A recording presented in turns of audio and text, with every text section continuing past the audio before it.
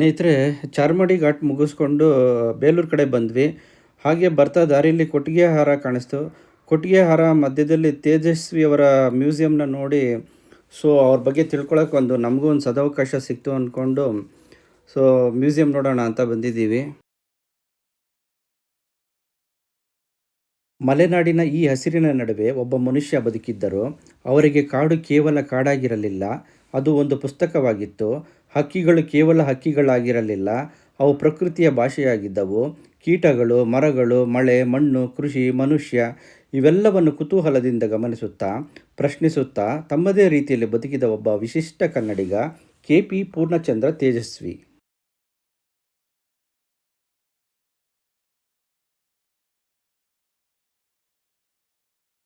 ಕನ್ನಡದ ಮಹಾನ್ ಕವಿ ಕುವೆಂಪು ಅವರ ಪುತ್ರರಾಗಿದ್ದರೂ ತೇಜಸ್ವಿಯವರು ತಮ್ಮ ತಂದೆಯ ನೆರಳಿನಲ್ಲಿ ಬದುಕಲಿಲ್ಲ. ತಮ್ಮದೇ ಆದ ದಾರಿಯನ್ನು ನಿರ್ಮಿಸಿಕೊಂಡರು. ಸಾಹಿತ್ಯದಲ್ಲಿ, ಪ್ರಕೃತಿಯಲ್ಲಿ, ವಿಜ್ಞಾನದಲ್ಲಿ ಮತ್ತು ಸ್ವತಂತ್ರ ಚಿಂತನೆಯಲ್ಲಿ ಒಂದು ವಿಶಿಷ್ಟ ಲೋಕವನ್ನು ಸೃಷ್ಟಿಸಿದರು. ಹಾಗಾದರೆ ತೇಜಸ್ವಿ ಎಂದರೆ ಯಾರು? ಅವರ ಬದುಕು ಹೇಗಿತ್ತು? ಅವರ ಸಾಹಿತ್ಯ ಏಕೆ ಇಂದಿಗೂ ಪ್ರಸ್ತುತ? ಬನ್ನಿ, ಪ್ರಕೃತಿಯ ನಡುವೆ ಬದುಕಿದ ಈ ಅಪರೂಪದ ಕನ್ನಡಿಗನ ಬದುಕಿನ ಪಯಣವನ್ನು ತಿಳಿಯೋಣ. 1938ರ ಸೆಪ್ಟೆಂಬರ್ 8ರಂದು KP ಪೂರ್ಣಚಂದ್ರ ತೇಜಸ್ವಿಯವರು ಜನಿಸಿದರು. ಅವರ ತಂದೆ ರಾಷ್ಟ್ರಕವಿ ಕುವೆಂಪು. ಕನ್ನಡ ಸಾಹಿತ್ಯದ ಇತಿಹಾಸದಲ್ಲಿ ದೊಡ್ಡ ಹೆಸರು. ಇಂತಹ ಮಹಾನ್ ಸಾಹಿತಿಯ ಮನೆಯಲ್ಲಿ ಬೆಳೆದ ತೇಜಸ್ವಿಯವರಿಗೆ ಬಾಲ್ಯದಿಂದಲೇ ಸಾಹಿತ್ಯದ ವಾತಾವರಣ ಪರಿಚಿತವಾಗಿತ್ತು. ಆದರೆ ತೇಜಸ್ವಿಯವರ ವ್ಯಕ್ತಿತ್ವವನ್ನು ಕೇವಲ ಕುವೆಂಪು ಅವರ ಮಗ ಎಂಬ ಒಂದೇ ಸಾಲಿನಲ್ಲಿ ವಿವರಿಸಲು ಸಾಧ್ಯವಿಲ್ಲ. ಅವರು ತಮ್ಮದೇ ಆದ ಪ್ರಶ್ನೆಗಳನ್ನು ಕೇಳುತ್ತಿದ್ದರು, ತಮ್ಮದೇ ಆದ ಆಸಕ್ತಿಗಳನ್ನು ಬೆಳೆಸಿಕೊಂಡರು. ಪ್ರಕೃತಿ, ವಿಜ್ಞಾನ, ಕೃಷಿ, ಛಾಯಾಗ್ರಹಣ ಮತ್ತು ಗ್ರಾಮೀಣ ಬದುಕಿನ ಬಗ್ಗೆ ಅವರಿಗೆ ವಿಶೇಷ ಕುತೂಹಲವಿತ್ತು. ಸಾಂಪ್ರದಾಯಿಕ ಜೀವನಕ್ಕಿಂತ ವಿಭಿನ್ನವಾಗಿ ಯೋಚಿಸುವ ಸ್ವಭಾವ ಅವರು ಚಿಕ್ಕಂದಿನಿಂದಲೇ ಬೆಳೆದಿತ್ತು. ಅವರ ಜೀವನದ ದೊಡ್ಡ ಪಾಠವೆಂದರೆ, ಹೆಸರು ದೊಡ್ಡದಾಗಿರೋ ಕುಟುಂಬದಲ್ಲಿ ಹುಟ್ಟುವುದು ಒಂದು ಅವಕಾಶವಾಗಬಹುದು, ಆದರೆ ಸ್ವಂತ ಗುರುತನ್ನು ನಿರ್ಮಿಸಿಕೊಳ್ಳುವುದು ನಮ್ಮ ಜವಾಬ್ದಾರಿ ಎಂದು ಹೇಳುತ್ತಿದ್ದರು. ತೇಜಸ್ವಿಯವರಲ್ಲಿ ವಿಜ್ಞಾನದ ಮೇಲಿನ ಆಸಕ್ತಿ ತುಂಬ ಆಳವಾಗಿತ್ತು. ಅವರು ಯಾವುದನ್ನು ಸುಮ್ಮನೆ ನಂಬುವವರಲ್ಲ. ಏಕೆ, ಹೇಗೆ, ಇದು ನಿಜವೇ ಎಂಬ ಪ್ರಶ್ನೆಗಳು ಅವರ ಚಿಂತನೆಯ ಭಾಗವಾಗಿದ್ದವು. ಅವರ ಬರಹಗಳಲ್ಲಿ ವೈಜ್ಞಾನಿಕ ಮನೋಭಾವ ಕಾಣಿಸುವುದಕ್ಕೆ ಇದೇ ಕಾರಣ. ಮೂಢನಂಬಿಕೆಗಿಂತ ಪರಿಶೀಲನೆ, ಕಲ್ಪನೆಗಿಂತ ಸತ್ಯದ ಹುಡುಕಾಟ, ಅಂಧಕಾರಣೆಯ ಬದಲು ಸ್ವತಂತ್ರ ಚಿಂತನೆ ಇದು ತೇಜಸ್ವಿಯವರ ವ್ಯಕ್ತಿತ್ವದ ಪ್ರಮುಖ ಲಕ್ಷಣ. ಅವರ ಸಾಹಿತ್ಯವನ್ನು ಇಂದಿನ ಯುವಜನತೆ ಓದುವುದಕ್ಕೂ ಇದೇ ಒಂದು ಪ್ರಮುಖ ಕಾರಣ. ಏಕೆಂದರೆ ತೇಜಸ್ವಿಯವರು ಉತ್ತರಗಳನ್ನು ಮಾತ್ರ ಕೊಡಲಿಲ್ಲ, ಅವರು ಪ್ರಶ್ನೆಗಳನ್ನು ಕೇಳುವುದನ್ನು ಕಲಿಸಿದ್ದರು. ತೇಜಸ್ವಿಯವರನ್ನು ಪ್ರಕೃತಿಯಿಂದ ಬೇರ್ಪಡಿಸಿ ನೋಡಲು ಸಾಧ್ಯವಿಲ್ಲ. ಪಶ್ಚಿಮ ಘಟ್ಟದ ಜೀವ ವೈವಿಧ್ಯ, ಅದರಲ್ಲಿರುವ ಸಣ್ಣ ಜೀವಿಗಳಿಂದ ಹಿಡಿದು ದೊಡ್ಡ ಪ್ರಾಣಿಗಳವರೆಗೆ ಅವುಗಳ ಜೀವನವನ್ನು ಗಮನಿಸುವುದು ಅವರಿಗೆ ಅಪಾರ ಆಸಕ್ತಿ. ಹಕ್ಕಿಗಳ ಧ್ವನಿ ಕೇಳುವುದು, ಅವುಗಳನ್ನು ಗುರುತಿಸುವುದು, ಕೀಟಗಳನ್ನು ಗಮನಿಸುವುದು, ಪ್ರಕೃತಿಯ ಬದಲಾವಣೆಗಳನ್ನು ಅರ್ಥ ಮಾಡಿಕೊಳ್ಳುವುದು ಇವೆಲ್ಲವೂ ಅವರ ಬದುಕಿನ ಭಾಗವಾಗಿತ್ತು. ಇಂದಿನ ಕಾಲದಲ್ಲಿ ನಾವು ಪ್ರಕೃತಿಯನ್ನು ಹೆಚ್ಚಾಗಿ ಮೊಬೈಲ್ ಕ್ಯಾಮರಾದ ಪರದೆಯ ಮೂಲಕ ನೋಡುತ್ತೇವೆ. ಆದರೆ ತೇಜಸ್ವಿ ಪ್ರಕೃತಿಯನ್ನು ಬದುಕಿದರು, ಅದರೊಂದಿಗೆ ಸಮಯ ಕಳೆದರು, ಅದನ್ನು ಗಮನಿಸಿದರು, ಅದರ ಬಗ್ಗೆ ಬರೆದರು, ಅದರ ಬಗ್ಗೆ ಪ್ರಶ್ನಿಸಿದರು. ಹೀಗಾಗಿ ಅವರ ಸಾಹಿತ್ಯದಲ್ಲಿ ಪ್ರಕೃತಿ ಒಂದು ಹಿನ್ನೆಲೆ ಮಾತ್ರವಲ್ಲ, ಅದು ಸ್ವಂತ ಒಂದು ಪಾತ್ರ. ತೇಜಸ್ವಿಯವರ ಮತ್ತೊಂದು ಆಸಕ್ತಿ ಛಾಯಾಗ್ರಹಣ. ಕ್ಯಾಮರಾ ಅವರ ಕೈಯಲ್ಲಿದ್ದಾಗಲೂ ಅವರ ದೃಷ್ಟಿ ಪ್ರಕೃತಿಯ ಮೇಲೆಯೇ ಇತ್ತು. ಒಂದು ಹಕ್ಕಿ, ಒಂದು ಕೀಟ, ಒಂದು ಹೂವು, ಒಂದು ಅಪರೂಪದ ಕ್ಷಣ ಅವರ ಕಣ್ಣಿಗೆ ಬಿದ್ದರೆ ಅದನ್ನು ದಾಖಲಿಸುವ ಕುತೂಹಲ ಹುಟ್ಟುತ್ತಿತ್ತು. ಅವರ ಬದುಕಿನ ಬಹುತೇಕ ಎಲ್ಲ ಆಸಕ್ತಿಗಳ ನಡುವೆ ಒಂದು ಸಾಮಾನ್ಯ ಅಂಶವಿತ್ತು: ಓದುವುದರಲ್ಲಿ ಕುತೂಹಲ, ಬರೆಯುವುದರಲ್ಲಿ ಕುತೂಹಲ, ಪ್ರಕೃತಿಯಲ್ಲಿ ಕುತೂಹಲ, ವಿಜ್ಞಾನದಲ್ಲಿ ಕುತೂಹಲ ಮತ್ತು ಜೀವನದಲ್ಲಿಯೇ ಕುತೂಹಲ. ತೇಜಸ್ವಿಯವರ ಬದುಕಿನ ಮತ್ತೊಂದು ವಿಶೇಷತೆ ಸರಳತೆ. ಅವರು ತಮ್ಮನ್ನು ದೊಡ್ಡ ವ್ಯಕ್ತಿಯಾಗಿ ತೋರಿಸಿಕೊಳ್ಳುವ ಪ್ರಯತ್ನ ಮಾಡಲಿಲ್ಲ. ಪ್ರಕೃತಿಯ ನಡುವೆ, ತಮ್ಮ ಕೆಲಸಗಳಲ್ಲಿ, ತಮ್ಮ ಪುಸ್ತಕಗಳಲ್ಲಿ, ತಮ್ಮ ಆಸಕ್ತಿಗಳಲ್ಲಿ ಸರಳವಾಗಿ ಬದುಕಿದರು. ಅವರ ಬದುಕು ನಮಗೆ ಒಂದು ಪ್ರಶ್ನೆ ಕೇಳುತ್ತದೆ: ನಾವು ಜೀವನದಲ್ಲಿ ನಿಜವಾಗಿಯೂ ಏನನ್ನು ಹುಡುಕುತ್ತಿದ್ದೇವೆ? ಹೆಚ್ಚು ಹಣವನ್ನು, ಹೆಚ್ಚು ಹೆಸರನ್ನು, ಅಥವಾ ನಮಗೆ ಇಷ್ಟವಾದ ಕೆಲಸವನ್ನು ಅರ್ಥಪೂರ್ಣವಾಗಿ ಮಾಡುವ ಅವಕಾಶವನ್ನು? ತೇಜಸ್ವಿಯವರ ಜೀವನವನ್ನು ನೋಡಿದಾಗ ಮೂರನೆಯ ಆಯ್ಕೆಯೇ ಅವರ ಬದುಕಿಗೆ ಹೆಚ್ಚು ಹತ್ತಿರವಾಗಿತ್ತು ಎನ್ನಬಹುದು. 2007ರ ಏಪ್ರಿಲ್ 5ರಂದು ತೇಜಸ್ವಿಯವರು ನಮ್ಮನ್ನು ಅಗಲಿದರು. ಆದರೆ ಒಬ್ಬ ಲೇಖಕನ ಜೀವನ ಮುಗಿದರೆ ಅವರ ಚಿಂತನೆ ಮುಗಿಯುವುದಿಲ್ಲ. ಅವರು ಬರೆದ ಪುಸ್ತಕಗಳು ಇವೆ, ಅವರು ದಾಖಲಿಸಿದ ಪ್ರಕೃತಿ ಇದೆ, ಅವರು ಹುಟ್ಟಿಸಿದ ಪ್ರಶ್ನೆಗಳಿವೆ, ಅವರನ್ನು ಓದಿ ಬೆಳೆದ ಸಾವಿರಾರು ಓದುಗರಿದ್ದಾರೆ ಮತ್ತು ಮುಖ್ಯವಾಗಿ ಅವರು ಕನ್ನಡಿಗರಿಗೆ ಕೊಟ್ಟ ಒಂದು ವಿಭಿನ್ನ ದೃಷ್ಟಿಕೋನವಿದೆ. ಪ್ರಕೃತಿಯನ್ನು ಪ್ರೀತಿಸುವ ದೃಷ್ಟಿಕೋನ, ಪ್ರಶ್ನಿಸುವ ದೃಷ್ಟಿಕೋನ, ವೈಜ್ಞಾನಿಕವಾಗಿ ಯೋಚಿಸುವ ದೃಷ್ಟಿಕೋನ, ತಮ್ಮದೇ ದಾರಿಯನ್ನು ಹುಡುಕುವ ದೃಷ್ಟಿಕೋನ.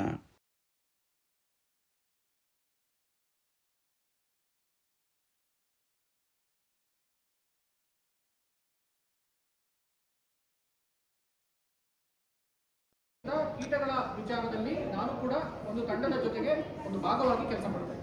ಓಕೆ, ಸೊ ತೇಜಸ್ವಿ ಪ್ರತಿಷ್ಠಾನದ ಬಗ್ಗೆ ಹೇಳಬೇಕು ಅಂತಂದ್ರೆ ಇದು ಕನ್ನಡ ಮತ್ತು ಸಂಸ್ಕೃತಿ ಇಲಾಖೆಯ ಒಂದು ಸಂಸ್ಥೆ, ಆಯ್ತಾ. ಈಗ ಹೇಗೆ ಕುಪ್ಪಳಿ ಪ್ರತಿಷ್ಠಾನ ಇದೆ, ಹಾಗೆ ನಮ್ಮ ಬೇಂದ್ರೆ ಅವರ ಪ್ರತಿಷ್ಠಾನ ಇದೆ, ಓಕೆ, ನಮ್ಮ ನರಸಿಂಹಮೂರ್ತಿಯವರ ಪ್ರತಿಷ್ಠಾನ, ನರಸಿಂಹಸ್ವಾಮಿಗಳ ಪ್ರತಿಷ್ಠಾನ ಇದೆ, ಕಾರಂತರ ಪ್ರತಿಷ್ಠಾನ ಇದೆ, ಹಾಗೆ ನಮ್ಮದು ಕೂಡ ಒಂದು ಕನ್ನಡ ಮತ್ತು ಸಂಸ್ಕೃತಿ ಇಲಾಖೆಯ ಅಧೀನದಲ್ಲಿ ಬರ್ತಕ್ಕಂಥ ಒಂದು ಪ್ರತಿಷ್ಠಾನ.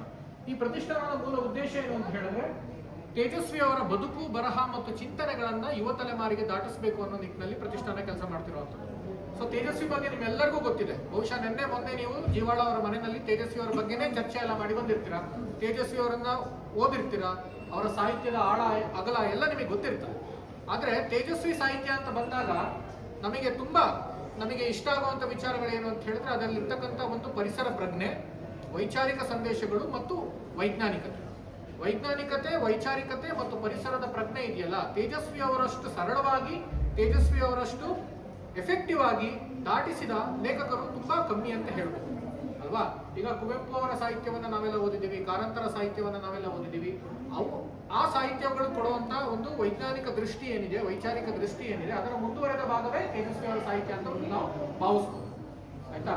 ಸೊ ನಾನು ಇಲ್ಲಿ ನಿಮಗೆ ಕೆಲವೊಂದು ವಿಚಾರಗಳನ್ನು ಹೈಲೈಟ್ ಮಾಡಲಿಕ್ಕೆ ಇಷ್ಟಪಡ್ತೇನೆ. ಒಂದು ಏನು ಅಂತ ಹೇಳಿದ್ರೆ ತೇಜಸ್ವಿ ಪ್ರತಿಷ್ಠಾನದಲ್ಲಿ ತೇಜಸ್ವಿ ಅವರಿಗಿಂತ ಹೆಚ್ಚಾಗಿ, ಈಗ ತೇಜಸ್ವಿ ಅವರನ್ನ ನಾವೆಲ್ಲರೂ ಇಷ್ಟಪಡ್ತೇವೆ, ಆದರೆ ಆರಾಧನಾ ಭಾವದಿಂದ ನಾವು ನೋಡ್ಲಿಕ್ಕೆ ಆರಂಭ ಮಾಡಿದಾಗ ಏನಾಗುತ್ತೆ, ತೇಜಸ್ವಿ ಅವರ ಆರಾಧನೆಯಲ್ಲೇ ನಾವು ಮುಳುಗ್ಬಿಡ್ತೇವೆ, ಆಯ್ತಾ. ಆದ್ರೆ ಪ್ರತಿಷ್ಠಾನಗಳಲ್ಲಿ ಏನಾಗಬೇಕು ಅಂತಂದ್ರೆ ಅವರನ್ನ ನಾವು ಆ ಪ್ರಭಾವಳಿಯಿಂದ ಹೊರಗಡೆ ಬಂದು ತೇಜಸ್ವಿ ಅವರಾಗಲಿ ಅಥವಾ ಬೇರೆ ಯಾವುದಾದ್ರೂ ಲೇಖಕರಾಗಲಿ ಕವಿಗಳಾಗಲಿ ಅವರ ಸಾಹಿತ್ಯದ ಸಂದೇಶಗಳು, ಬದುಕು, ಬರಹ, ಚಿಂತನೆಗಳನ್ನ ಪ್ರಾಪಗೇಟ್ ಮಾಡಿದ್ರೆ ಅವರು ಜೀವಂತವಾಗಿರ್ತಾರೆ ನಮ್ಮ ಒಳಗೆ ಅಥವಾ ನಮ್ಮ ವಿಚಾರಗಳ ಒಳಗೆ. ಹಾಗಾಗಿ ತೇಜಸ್ವಿ ಪ್ರತಿಷ್ಠಾನವು ಕೂಡ ತೇಜಸ್ವಿ ಅವರ ಸಾಹಿತ್ಯದ ಚಿಂತನೆಗಳನ್ನ, ಅವರ ವೈಜ್ಞಾನಿಕತೆ, ವೈಚಾರಿಕ ಸಂದೇಶಗಳನ್ನ ಕೆಲವು ಕಾರ್ಯಕ್ರಮಗಳ ಮೂಲಕ ಯುವ ತಲೆಮಾರಿಗೆ ಹಾಗೂ ಸಾಹಿತ್ಯದ ಓದುಗರಿಗೆ ತಲುಪಿಸುವ ನಿಟ್ಟಿನಲ್ಲಿ ಕೆಲಸ ಮಾಡ್ತಿರೋದು ಏನಕ್ಕೆ ಅಂತಂದ್ರೆ ಅವರು ವಿಚಾರಗಳಲ್ಲಿ ಜೀವಂತವಾಗಿರಬೇಕು.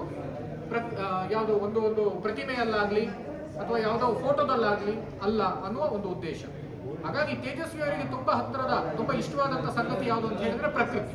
ಅವರು ಪ್ರಕೃತಿಯ ತುಂಬಾ ಸೂಕ್ಷ್ಮ ವಿಚಾರಗಳನ್ನು ಕೂಡ ತುಂಬಾ ಗಮನಿಸ್ತಾ ಇದ್ರು, ಅದರ ಬಗ್ಗೆ ಆಳವಾಗಿ ಅರ್ಥ ಮಾಡ್ಕೊಳ್ತಾ ಇದ್ರು ಅನ್ನೋದಕ್ಕೆ ಉದಾಹರಣೆಗೆ ಅವರು ಬರೆದಿರ್ತಕ್ಕಂಥ ಪುಸ್ತಕಗಳಲ್ಲಿ ಬರುವಂತ ಕೀಟಗಳ ವಿಚಾರ.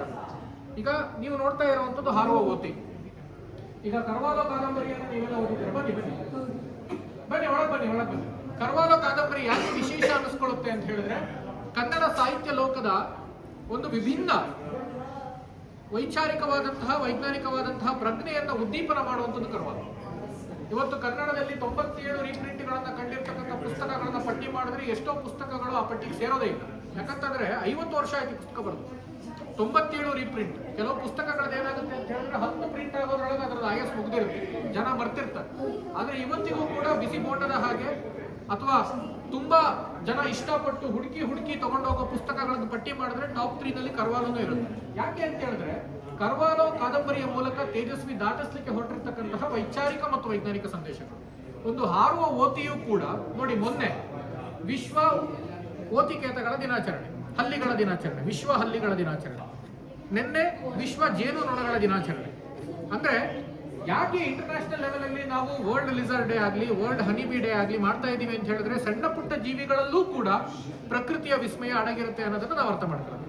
ಸೊ ತೇಜಸ್ವಿ ಅವರು ಕೂಡ ಈ ಒಂದು ಹಾರುವ ಓತಿಯನ್ನ ಒಂದು ರೂಪಕವಾಗಿಟ್ಟುಕೊಂಡು ಜೀವ ವಿಕಸನದ ಬಗ್ಗೆ ಬರೀತಾರೆ. ಇದು ವಿಶೇಷ.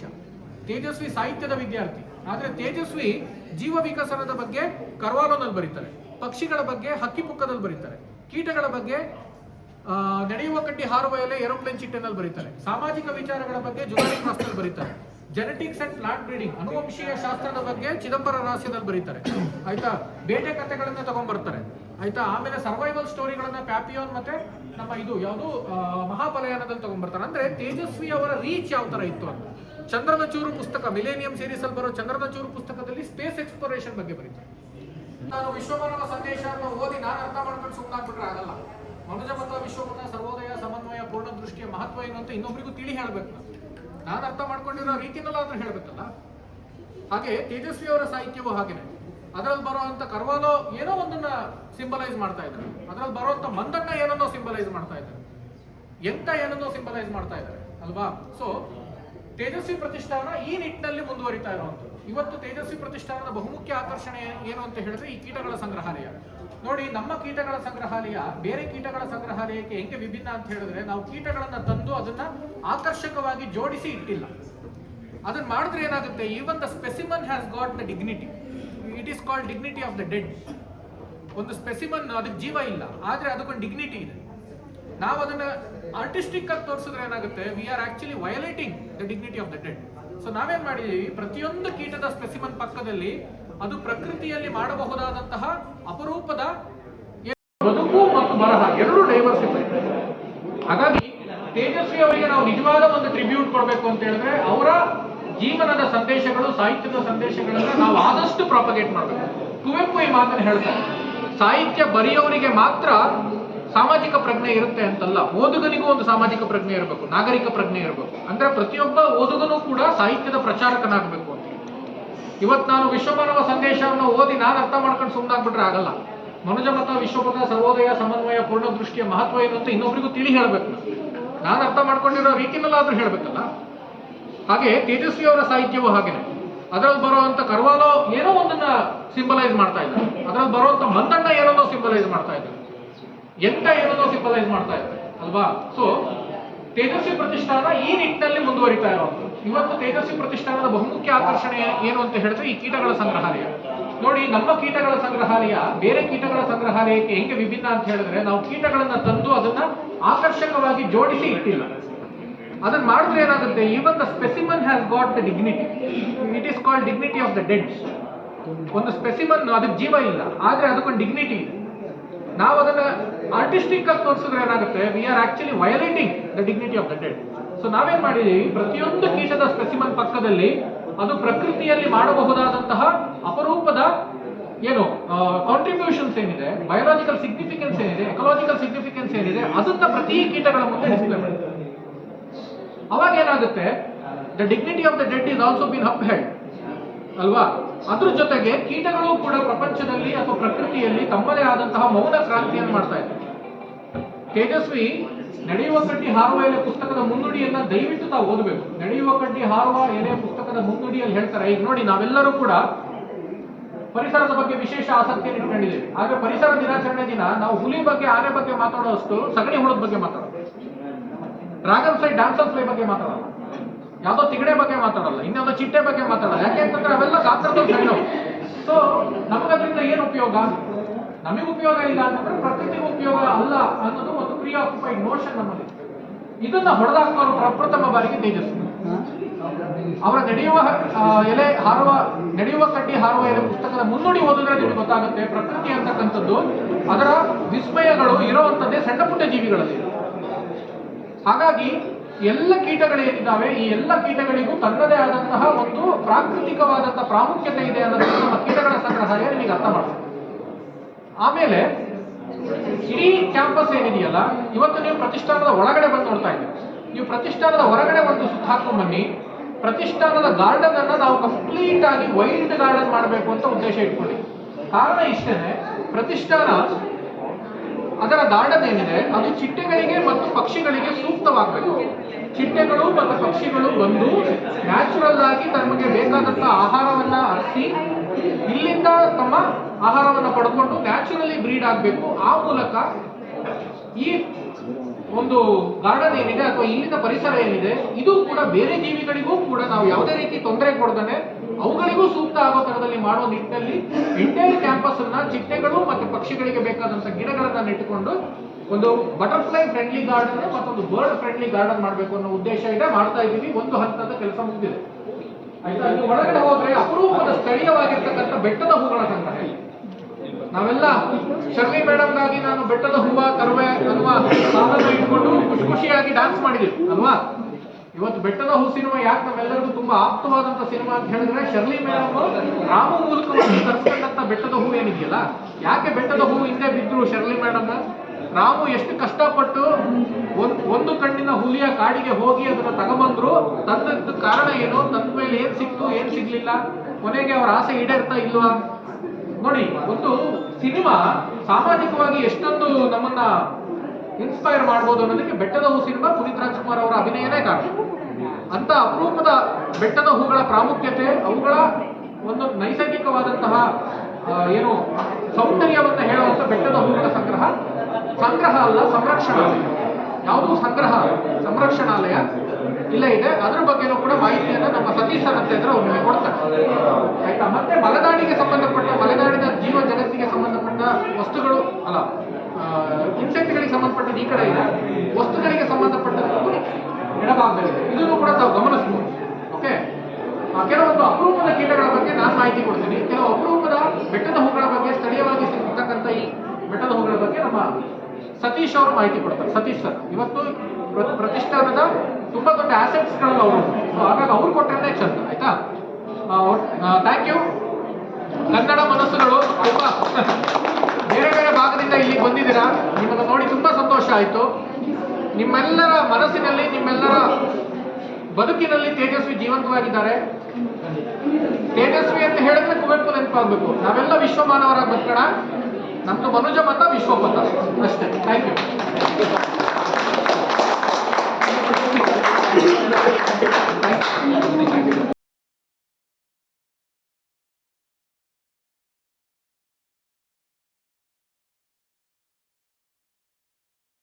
ಕೆ.ಪಿ. ಪೂರ್ಣಚಂದ್ರ ತೇಜಸ್ವಿಯವರನ್ನು ನೆನಪಿಸಿಕೊಳ್ಳುವುದು ಎಂದರೆ ಒಬ್ಬ ಸಾಹಿತಿಯನ್ನು ನೆನಪಿಸಿಕೊಳ್ಳುವುದು ಮಾತ್ರವಲ್ಲ, ಒಬ್ಬ ಪ್ರಕೃತಿ ಪ್ರೇಮಿಯನ್ನು ನೆನಪಿಸಿಕೊಳ್ಳುವುದು, ಒಬ್ಬ ಕೃಷಿಕನನ್ನು ನೆನಪಿಸಿಕೊಳ್ಳುವುದು, ಒಬ್ಬ ಛಾಯಾಗ್ರಾಹಕನನ್ನು ನೆನಪಿಸಿಕೊಳ್ಳುವುದು, ಒಬ್ಬ ವಿಜ್ಞಾನಾಸಕ್ತವನ್ನು ನೆನಪಿಸಿಕೊಳ್ಳುವುದು ಮತ್ತು ಎಲ್ಲಕ್ಕಿಂತ ಮುಖ್ಯವಾಗಿ ಪ್ರಶ್ನಿಸುವ, ಹುಡುಕುವ, ಸ್ವತಂತ್ರವಾಗಿ ಯೋಚಿಸುವ ಒಬ್ಬ ಮನುಷ್ಯನನ್ನು ನೆನಪಿಸಿಕೊಳ್ಳುವುದು.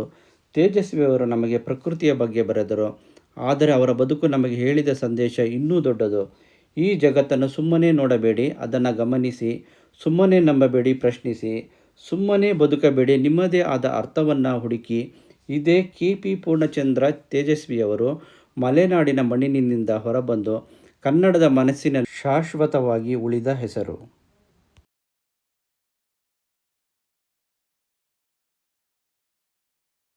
ಸ್ನೇಹಿತರೆ, ಕಡೆಯದಾಗಿ ಇಂತಹ ಇತಿಹಾಸ, ಸಾಹಿತ್ಯ, ಪ್ರಕೃತಿ ಮತ್ತು ನಮ್ಮ ನೆಲದ ಕಥೆಗಳಿಗಾಗಿ ನಮ್ಮೊಂದಿಗೆ ಮುಂದುವರಿಯಿರಿ.